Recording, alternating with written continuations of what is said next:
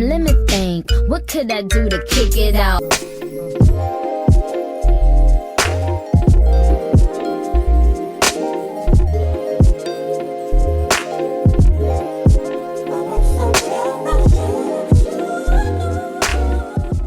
What's up, Kingdom? Welcome back to another video. If you're new here, my name is Dishon King. Today we're gonna be doing a full get ready with me skincare. I'm gonna show y'all the outfit that I got on, that I put on today. I put that thing on. I'm also gonna be answering some of the questions you guys sent me over on Instagram because it's officially been 2 years since I've been on YouTube and I need to do an updated Q&A. I'm also gonna put y'all on to some of my new skincare faves as of late. So if you're interested, just continue watching. But don't forget to like this video, subscribe to my channel, and also don't forget to turn on those post notifications so that you don't miss out on any videos the second that they drop. As always, all products in this video are going to be linked down in that description, so if you're interested in copying anything, all of it will be linked down below.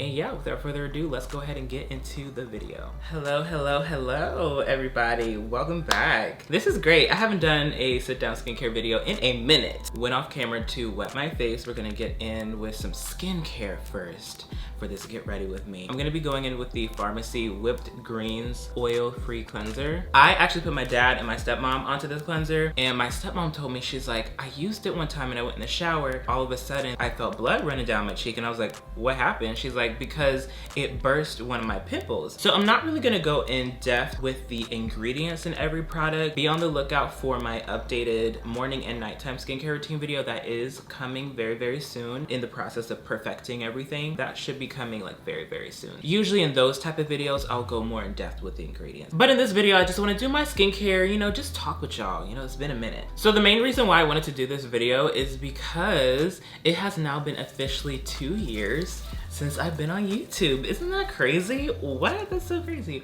Time really does fly. If you are new here, I started my channel September 1st of 2020. So that was like towards the tail end of quarantine. A lot was going on back then. I don't know, I'm just so blessed and so grateful that I've gotten this far. Of course, before the year is over, I do want to hit 2K. Like, I'm so close to 2K. We are so close to 2K. Like, oh my gosh, it's just so crazy. I have some very cool video ideas coming up soon that will help me get there too. Also, it is Virgo season. I know that's right. Where my Virgos at? If you a Virgo, go ahead and leave a comment down below. I need my Virgos to come together. We gotta hype each other up. So my birthday is on September 17th. I'm actually gonna be going on a little trip. I'm still holding off on telling y'all exactly where I'm going. Sometimes I get very weird around my birthday, and I just want the least amount of expectations as possible. I used to make my birthday such a big deal because I grew up not celebrating it. You know, another fun fact about me, if you're new here, I grew up Jehovah's Witness. So I grew up in the religion for a good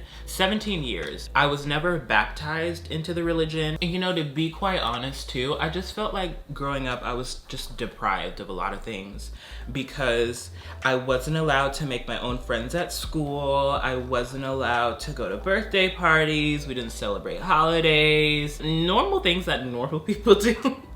I didn't do. And needless to say too, it created some issues like in my adulthood. For a while, I just had trouble making friends and keeping friendships, and it just, because I didn't really have social skills, if that makes sense. So I really had to develop them myself at a later age. You know, I left when I was 17 years old to live with my dad. I finished out my senior year with my dad doing my own thing pretty much. That taught me a lot. Just that 1 year alone, turning 18 and becoming an adult, I grew up quite quickly and I made a lot of mistakes. And by the way, sorry about the lighting because there's like a glare up here and I've tried fixing that to the best of my ability and I don't know, this is the best I can do. Okay, so my first question, where do you see yourself with YouTube in 4 years from now? Woo, 4 years from now. I'm trying to be, you know, in a good place in my life where I can do this full time and I don't have like any other 9-to-5 job that I have to worry about. Eventually I do want to come out with my own skincare brand. That is my goal, but I want to make sure that I have that set up the right way. I want distribution behind it. I want factory lab. I want top of the line customer service. I want to make sure that my business is set up exactly like how I want it to be. And I want to educate myself on having my own business too. Who knows? There may be other things that I could be involved in because I have many interests, many interests and many talents. I was thinking about going back to acting. I used to model and act and I was signed to an agency. It was a very temporary period of my life where I was honestly experimenting with where I wanted to go in life. This was before I had a channel. I missed that part of my life, especially with the connections that you gain through social media as you continue to grow. And with my personality, there's really no telling where I can go. I have so many things that I want to do. I'm interested in songwriting. I do want to come out with my own book one day. I'm a really great writer. That's just a little summary of what I want to do within the next 4 years. With God's help, I will get there, and with y'all help, I will get there too. All right, so I went ahead and I washed the cleanser off.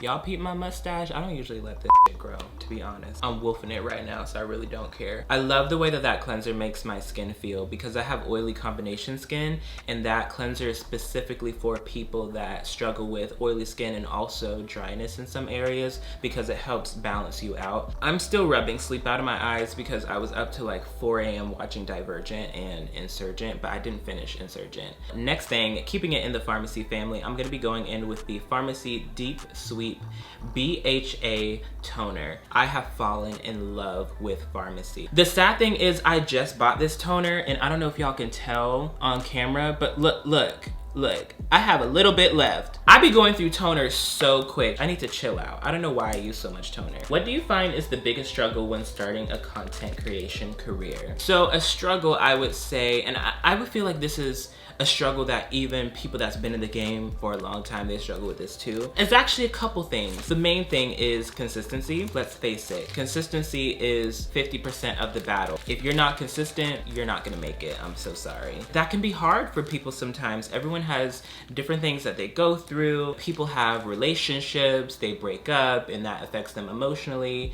People struggle with depression. People have family things going on. People have financial things going on. People have a lot of things that they struggle with, and that can affect your growth. I have a 9-to-5, but I also do YouTube and I make my content. I have to fit in time to do that, to stay consistent. I can't let my 9-to-5 responsibilities and my real life responsibilities interfere with what I'm trying to do for y'all. It's a sacrifice that I have to make. If that is telling my friends, no, I can't go out tonight because I have a video that I have to post, so be it. You know, you gotta be disciplined. You gotta want this. You gotta want this really bad enough. I want it bad enough, so I'm willing to make those sacrifices. Another struggle I would say is privacy, and that's a very big one too. I feel like everyone new, and also if you've been doing YouTube for a while, struggle with privacy because we're really putting ourselves out there on a public platform for thousands of people, sometimes millions of people, depending on who you are, to watch and basically judge and scrutinize you. You can't control who comes to your channel to watch your content.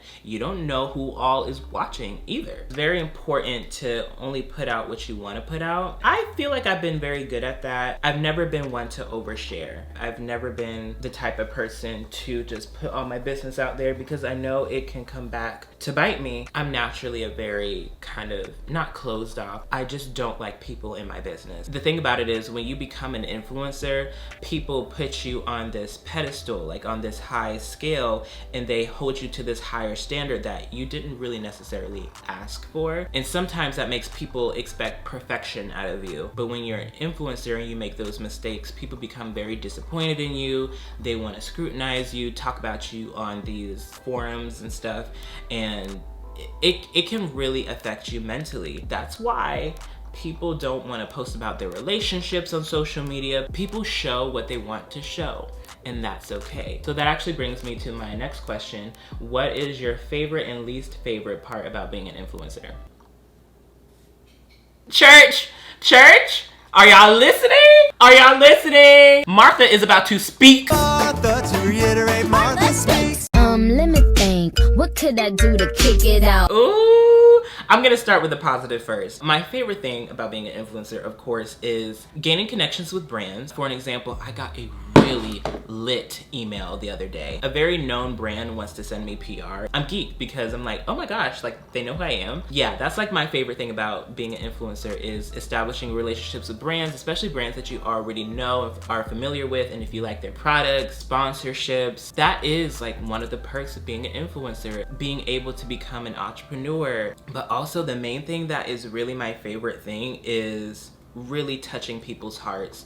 I can't tell you how many times I've seen someone like pour their heart out in a comment, or like, you know, leave a long paragraph being so nice. And it just makes you cry. Being able to inspire people to want to better their lives. I do skincare videos, so a lot of you guys come to my channel, get skincare recommendations. People are DMing me like, oh, what is a good product for this? What is a good product for that? I like being able to help people with that.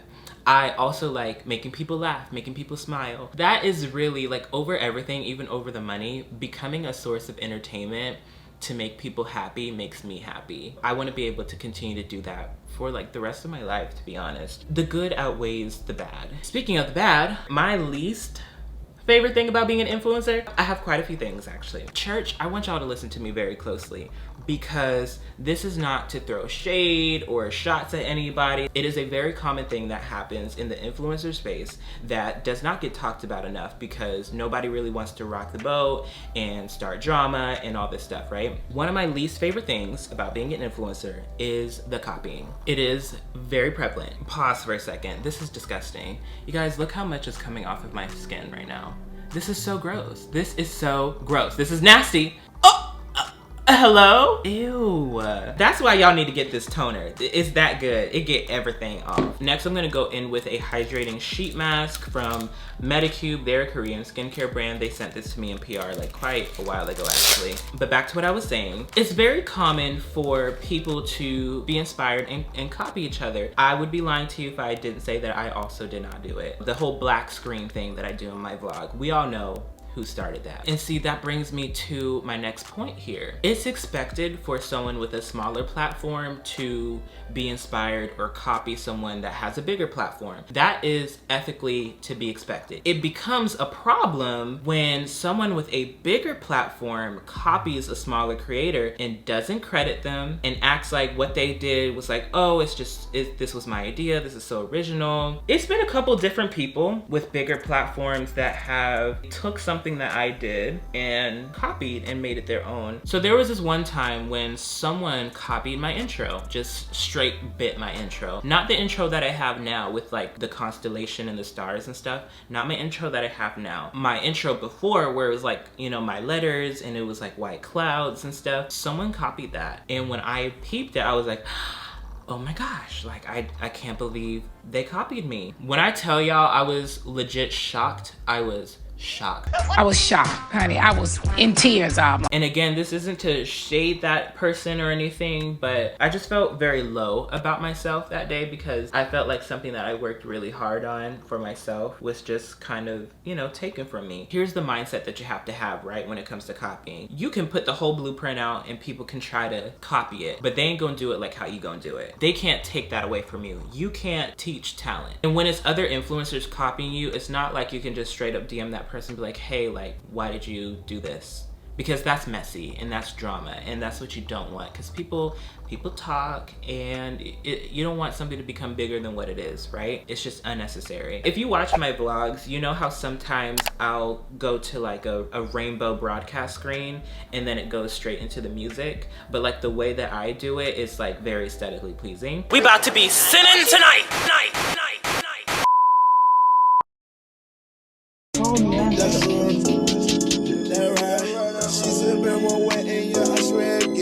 Someone tried to copy that. I was just like, okay. It's very subtle copying, but me, I know what they're doing. It's something that a subscriber would not be able to pick up on, but only another creator would be able to pick up on. And the thing about it is, when someone with a bigger platform copies you and you're smaller, it's really unethical, especially if they don't credit you. For an example, if I buy a product and I know that that product was highly recommended by one of my peers and I got it because of them, I'm gonna say, oh yeah, I got this, so-and-so inspired me to get this, or so-and-so was talking about this. Done. That's all it takes.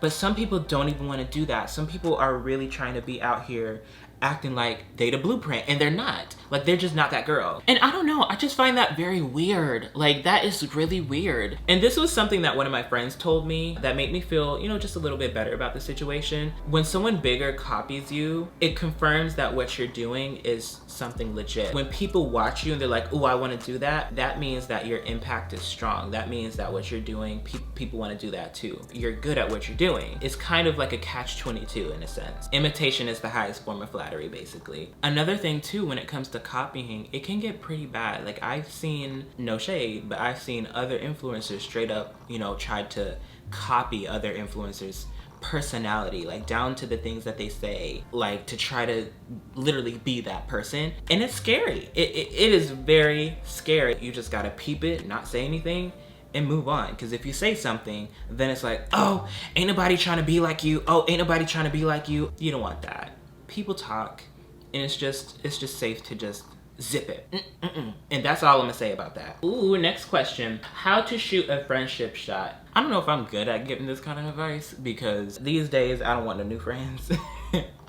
That sounds so bad, but y'all, I'm low-key jaded. I don't want no new friends right now. I'm good with who I have right now. I don't know, I guess when it comes to like shooting your shot, putting yourself out there to make new friends, it also depends on where you are. Like, did you just move to that area? You know, what do you do and what does that other person do? Like, would you guys actually be good friends? Like, do you have things in common? Do you have mutual friends? You know, things like that. Those are very important things, because I feel like in a long-lasting friendship, you have to have some things in common. When it comes to me, I don't want no new friends. I don't want to sound bougie, but I've gotten to a point in my life right now, I really can't tolerate nobody extra. Unless it's me meeting someone through another friend, that's kind of different, you know, because that's in a controlled setting. But when it comes to me becoming friends with a complete stranger right now, absolutely not. I'm terrified of new people. New people scare me, especially because you don't know what motives that they have. My Scorpio moon is coming out just a little bit right now, because I'm naturally a skeptical person. Like, I will assume the worst in people before I assume the best. I really be trying to work on that. I really be trying to give people the benefit of the doubt. I really be trying to tell myself not everybody is out to get you. I have friends in Atlanta, friends in LA, friends in DC, friends here, you know, the people that I've had in my vlogs. I don't do well in cliques or friend groups. I have a very small number of friends, and I prefer to keep it that way. Like, actual real friends that I talk to, that I FaceTime and I text and I keep in contact with, you know, regularly. I have way more associates, people that I'm acquainted with on social media, mutuals, Instagram, Twitter. I have way more associates, people that like I kiki with, you know, on the apps. But when it comes to real life stuff, I ain't talking to you about nothing. We probably may not ever meet in person. I have way more people like that than I do actual friends. And that's okay. I take my friendships very seriously, especially because I'm not in a relationship right now. So a lot of my extra care and time can go towards my friendships instead of a man, which kind of brings my next question up. Someone asked, what do you look for in a man? When it comes to me and dating, that's another thing that I also keep private. I don't really talk about my dating life like that. Like, I'm not gonna tell you guys like people that I'm talking to. I will never, ever, ever post who I'm dating. I've seen time and time again people regretting that decision, especially if they break up. I'd be damned if I post somebody I'm dating and we break up and I gotta come on camera and be like, all right, y'all, this what happened. We broke up and they, no, that is so, I pray for people that have to do that. I feel so bad for you. Like, I'm so sorry that your relationship was public and now you gotta explain to people that y'all not together no more. Everybody already up in your business. And here's the thing when it comes to YouTube and being an influencer, when you post someone that you're dating, especially if you're posting them regularly and often, people gonna think that you becoming a couples channel, or people gonna be like, all right, when's the couples vlog? People start to ask in the comments, oh, where's so-and-so? Where's so-and-so? I haven't seen them. Where's so-and-so? And y'all broke up and you trying to keep that shit private. It can become very invasive.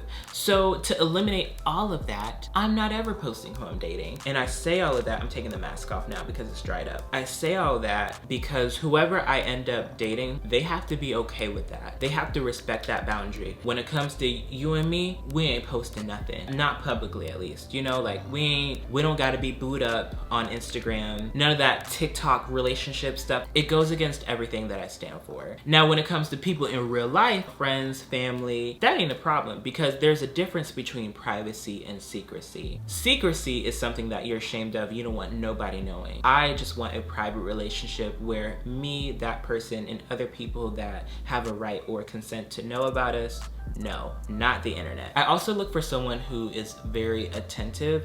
I don't like people that leave me wondering, because if you leave me wondering, I'm gonna start wondering about other options and you're gonna be cut off. I don't like being confused, and dating for me is already confusing because I'm attracted to other men. I don't even have to go into detail about how tricky it is, you know, dating other men, especially, yeah.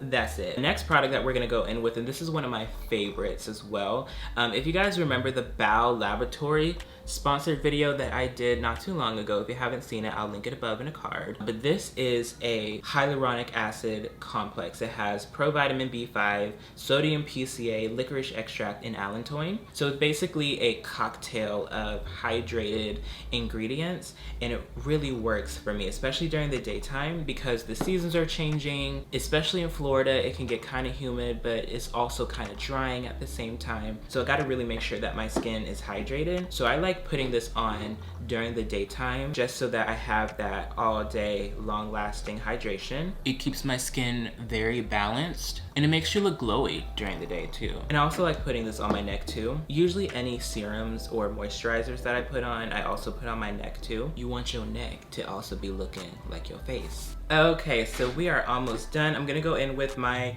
grwm niacinamide gel cream. Y'all know this is my favorite daytime moisturizer. I use this and I talk about it in almost all of my videos. grwm needs to sponsor me. This is probably like my 5th bottle since, you know, ever trying the product. Gel-based moisturizers help absorb into your skin and it doesn't leave like a long-lasting film on top of your skin. Gel-based moisturizers also help with oil control too, so that's why I really like this product. And y'all know niacinamide helps with brightening and evening your skin tone and lightening up those dark spots. So I'm gonna go ahead and dab just a few little dabs of that on my skin and then also on my neck too. So I'm gonna answer one more question. What are your goals for 2023 / long-term goals? I try not to put too many expectations on myself. I'm a Virgo, so I'm naturally a hard worker and I learn skills very quickly. So I do have goals for next year and long-term goals. I try to keep the majority of them to myself, but for the most part, I really want to, of course, continue to grow here on YouTube. Look, I want to have 1 million subscribers. You know, I want to have more than that. I really want to be something. Hopefully next year I hit maybe 5K or 10K. Before the year's over, I wish I could hit 3K. That's like my goal. I want to be up there and I want to try my hardest to push myself. I naturally challenge myself to want to do better.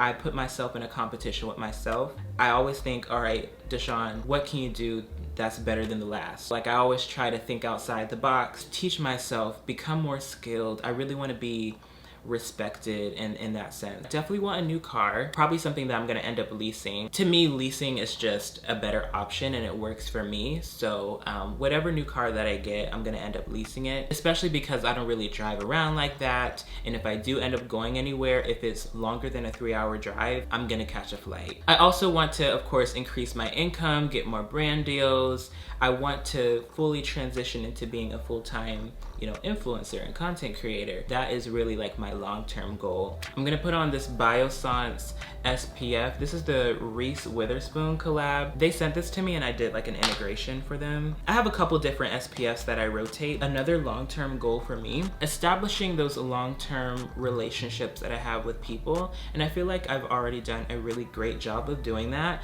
Especially the friends that I have now are basically people that I see in my life for the rest of my life. My friends are an extended part of my family. Whoever I become close with, you locked in. You know, unless something crazy happened, you locked in.